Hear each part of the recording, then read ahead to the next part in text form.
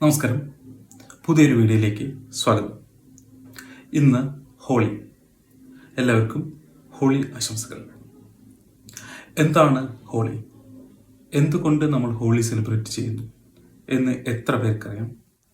അപ്പോൾ നമ്മളിന്ന് നോക്കാൻ പോകുന്നത് ഹോളിയുടെ ചരിത്രം.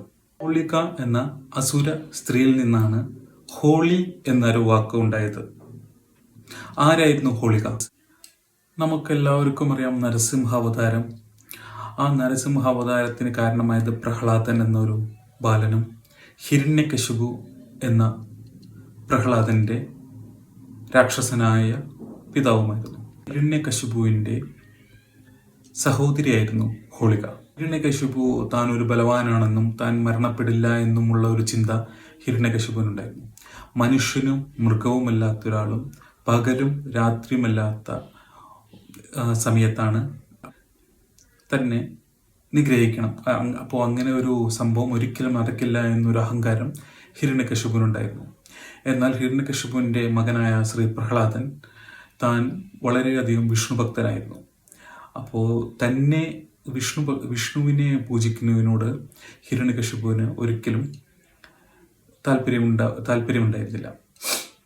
അങ്ങനെ പ്രഹ്ലാദനെ വധിക്കുവാൻ വേണ്ടി ഹിരണ്യകശിപു പല മാർഗങ്ങൾ സ്വീകരിച്ചു.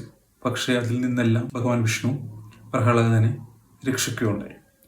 അങ്ങനെ ഹോളിക എന്ന രാക്ഷസി പ്രഹ്ലാദനെ മടിയിലിരുത്തി തീയിൽ ചുറ്റും തീ കത്തിക്കുക എന്നൊരു സംഭവം ഉണ്ടാവുകയും ഹോളിക ഒരു ഷോൾ പോലത്തെ ഒരു സംഭവം കൊണ്ട് കവർ ചെയ്യുകയും ആ ഷോൾ ധരിച്ചു കഴിഞ്ഞു കഴിഞ്ഞാൽ തീ വരാതിരിക്കുകയും പക്ഷേ ആ തീ പ്രഹ്ലാദനെ പ്രൊട്ടക്റ്റ് ചെയ്യുകയുമുണ്ടായി.